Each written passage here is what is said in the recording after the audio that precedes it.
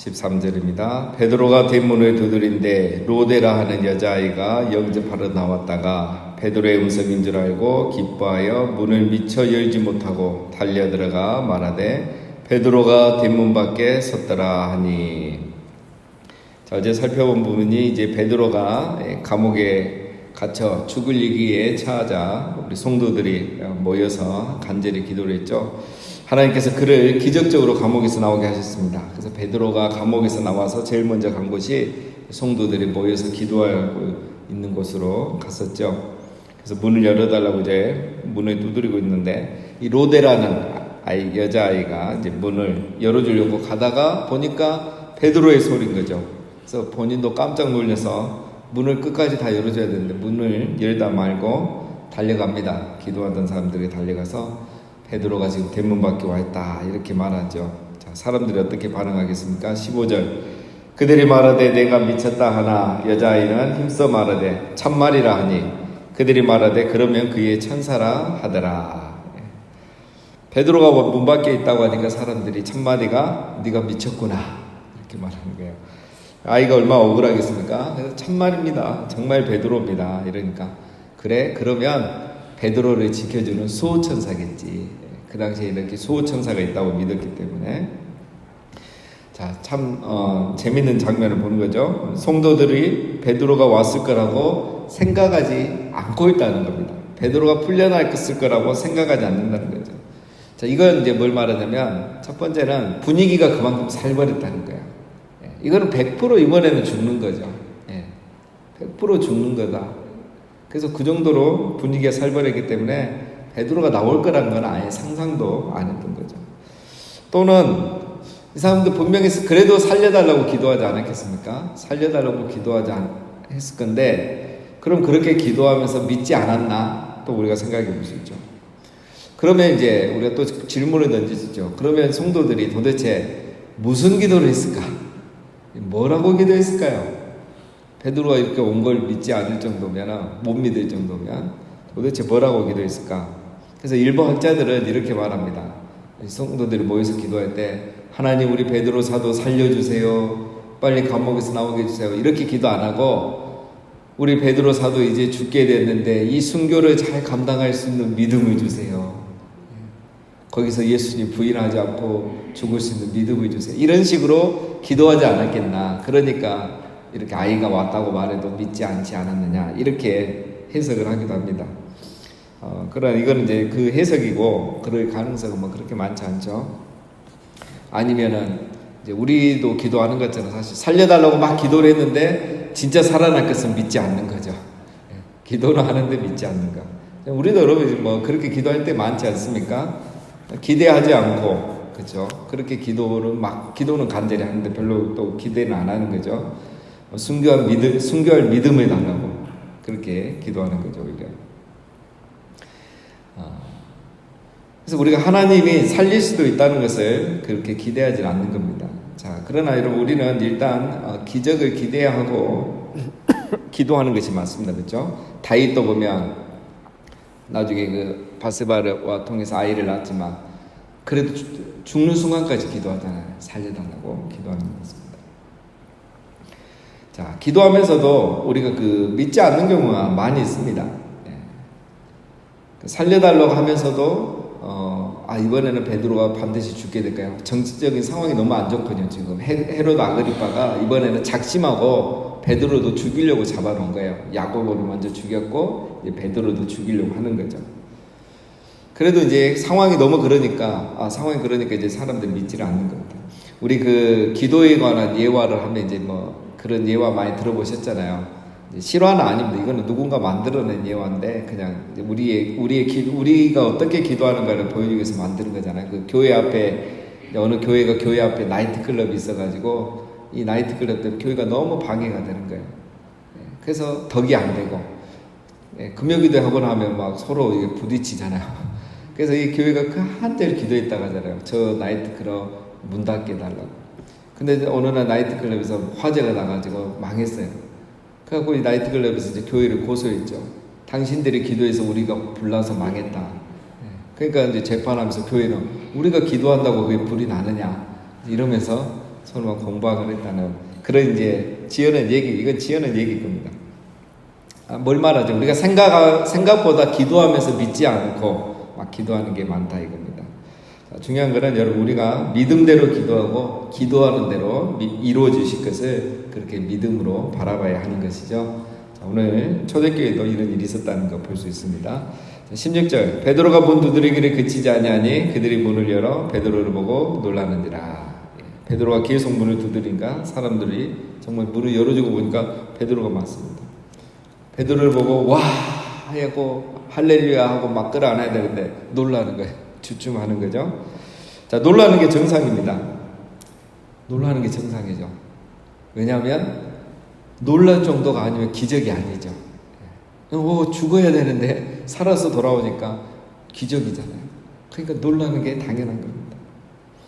자, 오늘 여기까지만 보면 오늘 누가가 이 장면을 이렇게 자세히 기록한 이유는 뭐 로데란 아이가 나왔는데 막 베드로라 하니까 사람들이 믿지 않고 네가 미쳤다고 하고 뭐 천사라고 하고 이런 이야기를 이렇게 자세히 기록한 것은 그 초대교회 성도들이 믿음이 없었다는 것을 강조하기 위해서 이렇게 기록한 게 아니고 전능하신 하나님이 불가능한 일을 가능하겠다 이걸 강조하는 겁니다.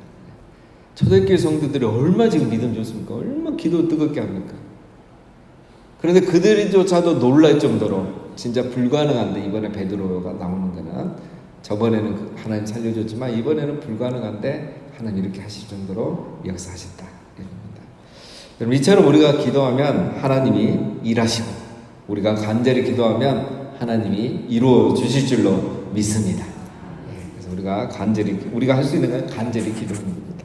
17절 베드로가 그들에게 손짓하여 조용하게 하고 주께서 자기를 이끌어 옥에서 나오게 하던 일을 말하고 또 야고보와 형제들에게 이 말을 전하라 하고 떠나 다른 곳으로 가니라. 자, 베드로가 일단 조용히 하라는 거죠. 크게 말하지 마라. 여기 온 거 하면 큰일 나죠. 아무도 몰려왔으니까.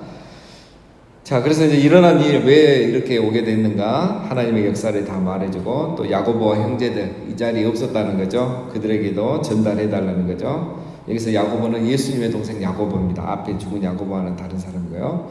이 야고보가 예수님의 동생 야고보가 원래는 믿음이 없었잖아요. 이렇게 믿음이 좋아진 거예요.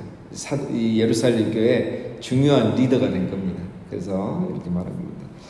자, 베드로는 이제 다른 곳으로 갑니다. 어디로 갔는지는 우리가 알 수가 없습니다. 기록이 없고 뭐 추측일 뿐이고 이때부터 이제 베드로가 그 순회 전도자가 되지 않았나. 이제 이렇게 돌아다니면서 복음 전하고 서신서 보내고 이렇게 하지 않았나 그렇게 봅니다. 자, 이제 여기까지만 보면 이제 한 사건이 끝나는데요. 이제 베드로는 살려주고 그 요한의 형제 야고보는 죽었습니다. 자, 야고보는 무슨 잘못이 있는 것이 아니죠. 헤롯이 자기의 정치적 이득을 위해서 이 야고보를 죽인 겁니다. 그래서 한 사람은 최초의 순교자 사도가 되고 또 한 사람은 살려서서 더 오랫동안 복음을 전하게 되었습니다. 자, 오늘날도 이런 일이 동일하게 일어나죠. 여러분 우리 선교 편지 이렇게 받다 보면 선교사님들 중에도 예를 들면 돌아가신 분들이 많습니다. 최근에 필리핀도 그렇고 대만도 그렇고 또 젊은 나이에 이렇게 갑자기 풍토병을 앓거나 또 이번 최근에는 코로나 때문에 이렇게 돌아가시는 분도 많죠. 또 선교를 하다가 이렇게 순교를 당하게 되는 분도 있고요. 그러나 어떤 분들은 이제 사역을 또 끝까지 감당하는 분들이 있죠. 자, 우리는 이것에 대해서 왜 하나님이 이렇게 하시는지 알 수 없는 겁니다. 그렇죠? 그래서 여러분 우리는 누구도 판단할 수 없는 거예요. 이런 결과를 놓고 우리가 누구를 판단하거나 이렇게 할 수 없는 겁니다. 이거는 전적으로 하나님의 주권이죠. 하나님이 하시는 겁니다. 자, 그러면 우리는 어떻게 기도하는 게 맞는가? 이게 이제 우리의 과제죠. 자, 우리는 살려달라고 해야 되는가? 순교할 믿음을 달라고 해야 되는가? 아니면 하나님 알아서 하십시오. 이렇게 기도해야 되는가? 제일 성숙한 기도는 어떤 기도이겠습니까? 대내 우리 저번에 댄 바우만 선교사님 모셨잖아요. 선교사님 간증하신 것처럼 자기가 일한 감옥에 갇혀있을 때 자기 어머니가 그렇게 기도했다고 하잖아요. 하나님, 내 아들이 이란 감옥에 갇혀있는데 지금 꺼내주지 마시고 하나님의 목적이 다 성취된 이후에 내 아들이 나오게 해주세요. 하나님 목적이 달성될 때까지, 이루어질 때까지 내 아들이 거기 있게 해주세요. 이렇게 기도를 했다잖아요. 정말 이게 정말 완벽한 기도죠. 이거는 살려달란 말이잖아요. 왜? 죽으면 안 되니까. 하나님 뜻이 이루어져야 되니까. 살려달라는 거예요. 그리고 하나님 목적이 이루어지면 이제 나오게 해주세요. 도와주세요. 이 말이죠. 굉장히 성숙한 기도죠. 그래서 여러분, 우리는 살려달라고 기도하는 게 많습니다. 그렇죠? 그러나 그리 아니하실지라도 하나님의 주권을 또 받아들일 준비를 해야 되는 거죠. 그래서 우리가 우리 아프신 분들을 위해서 또 어려움 중에 있는 분들을 위해서 기도할 때 살려달라고 간절히 기도하는 게 맞습니다.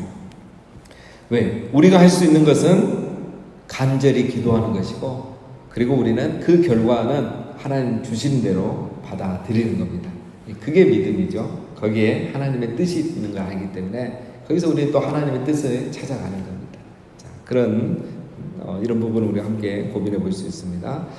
자, 18절.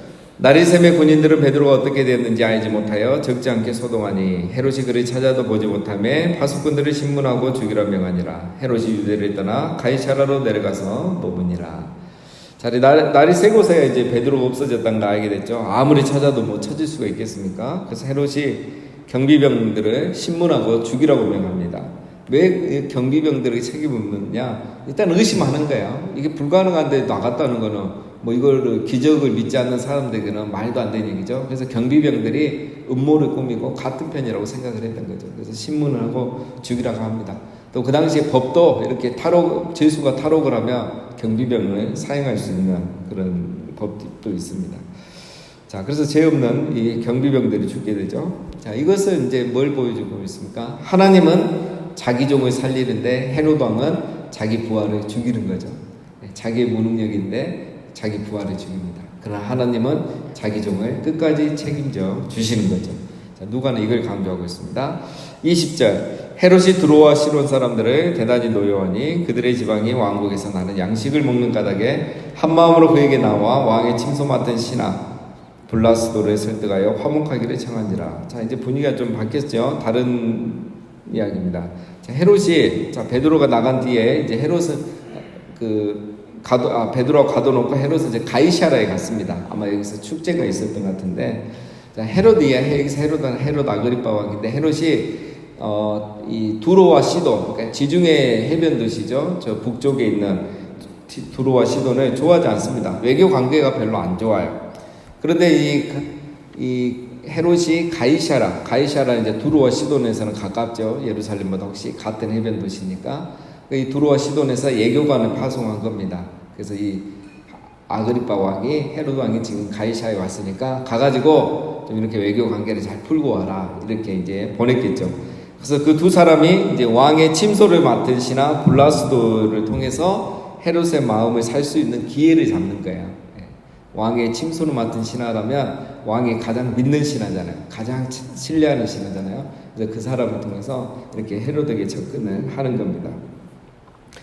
왜냐하면 이제 두로와 시돈이 이렇게 하는 이유는 거기에 나와 있죠. 이 사람들이 그 헤롯의 영토에서 나는 식량을 공급받기 때문에, 자, 이거 이제 쉽게 말하면 이걸 사서 자기들이 먹고 사는 거죠. 그래서 좋은 관계를 유지해야 되기 때문에 이렇게 왔던 겁니다. 자, 이거는 이제 역사적 사건이라는 것을 알려주기 위해서 배경을 말해주는 거고요.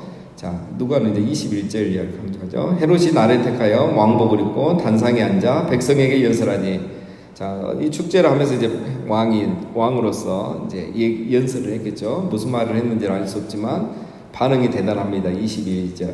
백성들이 크게 부르되 이것은 신의 소리요 사람의 소리가 아니라 하거늘 헤롯이 영광을 하나님께로 돌리지 아니하므로 주위의 사자가 곧 친히 벌레에게 먹혀 죽으니라. 자, 백성들이 헤롯의 연설을 듣고 이것은 신의 소리가 아니요 사람의 소리로다. 이렇게 헤롯을 엄청나게 높여주는 겁니다. 자, 이 말을 듣는 헤롯이 이제 이걸 즐기는 거죠. 자기가 지금 완전히 모든 영광, 존귀 다 받고 하나님처럼 되니까 그 영광을 하나님께 돌려드리지 않고 자기가 하나님인 것처럼 지금 그 영광을 나취하는 겁니다. 자, 이 헤롯은 에돔 출신입니다. 그러니까 나름대로 그래도 어쨌든 자기도 유대인이라고 생각하고 또 율법을 지키고 있는 사람이에요. 하나님을 잘 알고 있는 사람이죠. 그래서 이런 순간에 자기가 하나님께 영광을 돌리지 않고 모든 영광을 자기가 받은 거죠. 자, 절대 권력을 가지니까 헤롯이 교만해진 겁니다. 그래서 주의 사자가 나타나 벌레에게 먹혀주겠다 이렇게 됩니다. 자, 이제 이 말이 이제 여러 가지 해석을 가져오는데 이 사건이 여러분 역사적인 사건이거든요. 그래서 요세푸스 그 역사에 보면은 이 사건이 기록이 되어 있습니다. 그래서 그걸 제가 요약을 해봤는데 요약하면 이렇습니다. 헤롯은 가이사의 안녕을 위한 축제를 열었다. 가이사랴에서 이 가이사 황제를 위한 축제를 열었다는 거죠. 그는 연의 둘째 날 은으로 만든 빛나는 옷을 입고 연설을 했다. 사람들은 이렇게 말했다. 지금까지 우리는 당신을 존경했지만 이제부터 당신은 인간 이상임을 고백합니다. 이렇게 사람들이 높여준 거예요. 헤롯은 이런 모습을 질책하거나 사양하지 않고 즐겼다. 그런데 갑자기 심한 통증이 그에게 왔고 그의 내장을 사로잡았고 통증이 더 심해져. 갑자기 복통이 온 거죠. 그렇게 5일 동안 앓다가 배의 통증이 지속되고 더 심해져서 결국 그의 나이 54살 왕이 된 지 7년 만에 죽었다라는 역사 기록이 있습니다. 자, 이게 이제 역사적이고 의학적으로 기록해 놓은 거고 누가는 이것을 이제 어떻게 보면 하나님의 심판으로 보는 거죠. 하나님의 영광을 가로챈 이 왕에 대한 심판. 그래서 벌레에게 먹혀주겠다 이제 이렇게 표현을 했는데 이거는 이제 의학적으로는 어떻게 하냐면 복막염입니다. 복막염이나 뭐 장폐색 같은 이런 것으로 이제 빠른 시간에 죽었다. 이제 그것도 다 세균이니까 이제 그렇게 보는 거고요. 누가는 이렇게 표현을 한 거고. 자, 그 다음에 이제 고대에서도 이런 표현들을 씁니다. 그 악한 독재자들이 불행한 최후를 맞아 마땅하다고 생각할 때, 그렇게 죽어갈 때 그걸 보고 벌레에 이렇게 죽었다. 이렇게 표현을 하는 거죠. 자, 그래서 그런 어떤 의학적 또 역사적 상황과 또 이런 것들 통해서 누가가 이렇게 표현을 한 거고 정말 이 헤롯은 교만해져서 갑자기 아파서 빠른 5일 만에 죽게 됐다라는 것은 역사적인 사실입니다. 자, 결과 어떻게 됐습니까? 24절 하나님의 말씀은 흥왕하여 더하더라. 예. 개역개정에는 이게 빠졌습니다. 24절 하나님 앞에 그러나가 있습니다. 그러나 하나님 말씀 헤롯 왕이 아무리 절대 권력을 가지고 야고보를 죽이고 베드로를 가뒀지만 결국 그는 죽었고 그러나 하나님의 말씀은 더 흥왕하는 것들. 여기서는 수적인 부흥만을 말한 게 아닙니다. 3천, 5천 그걸 말한 게 아니라 말씀의 부흥을 말해요. 사람들이 말씀을 더 사모하고 말씀을 더 전하고 복음을 더 열심히 전하는 일들이 계속 일어났다는 겁니다.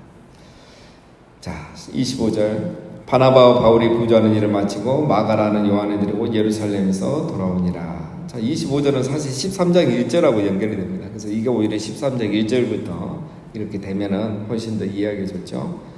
자, 바나바와 바울이 안디옥 교회에서 구제연금을 했다 그랬죠. 예루살렘 교회가 어려워가지고 흉년 때문에 어려울 때 구제연금을 했습니다. 그것을 전달해주고 돌아온 거죠. 그래서 오는 길에 마가 요한이라는 사람을 데리고 온 거예요. 자, 마가 요한은 왜 갑자기 등장하느냐? 학자들은 말하기를 이제 바나바의 친척이라고 생각합니다. 사촌. 그래서 안디옥에 올 때도 이렇게 쉽게 따라왔고 1차 전도 여행 갈 때도 이제 같이 데리고 가죠. 그렇게 될 수 있는 이유가 아마 가까운 친척이었기 때문에 그렇게 된다라고 보고 있습니다. 자, 여기서 우리가 또 볼 수 있는 바나바의 모습 지난번에 살펴봤죠. 바나바는 항상 보면 사람을 세우고 키우고 동역하는 사람이에요. 예루살렘 가서 그냥 막 피곤하니까 일 마치고 빨리 오면 되는데 또 한 사람을 찾아서 동역자를 세우는 겁니다. 기회가 될 때마다 이렇게 하는 거죠. 왜 바나바가 이렇게 할까요? 사역에 있어서 중요한 거는 사람이죠. 가장 중요한 게 사람입니다. 좋은 사람, 좋은 동역자 만나는 게 축복이죠. 그래서 바나바는 항상 이렇게 사울을 데려왔고 또 이번에는 마가 요한을 데리고 오는 거죠. 한 사람을 소중하게 보고 그 사람 안에 있는 장점을 보고 그 사람들과 함께 동역하려는 이 바나바의 모습, 참으로 아름다운 모습이죠. 여러분, 우리도 누군가에게 이런 바나바와 같은 동역자가 되고 또 바나바처럼 한 사람을 소중히 여기고 사람을 세워주고 또 이렇게 함께 동역해 줄 수 있는 그런 사람이 우리도 되어야 하겠습니다. 자, 오늘 말씀은 우리가 이 기도에 대해서 함께 살펴봤고 또 바나바에 대해서 살펴봤습니다. 자, 우리가 할 수 있는 것은 간절히 기도하는 것이고 결과는 우리 하나님께서 주시는 것을 우리가 받아들이고 그 안에서 하나님의 뜻을 찾는 것이 좋습니다. 그리고 우리 바나바처럼 한 사람을 소중히 여기고 또 함께 동역할 수 있는 그런 겸손한 마음을 갖고 또 동역자의 의식을 가지고 살아가는 우리 모두가 되시기를 주님의 이름으로 축원드립니다. 우리 함께 기도하겠습니다.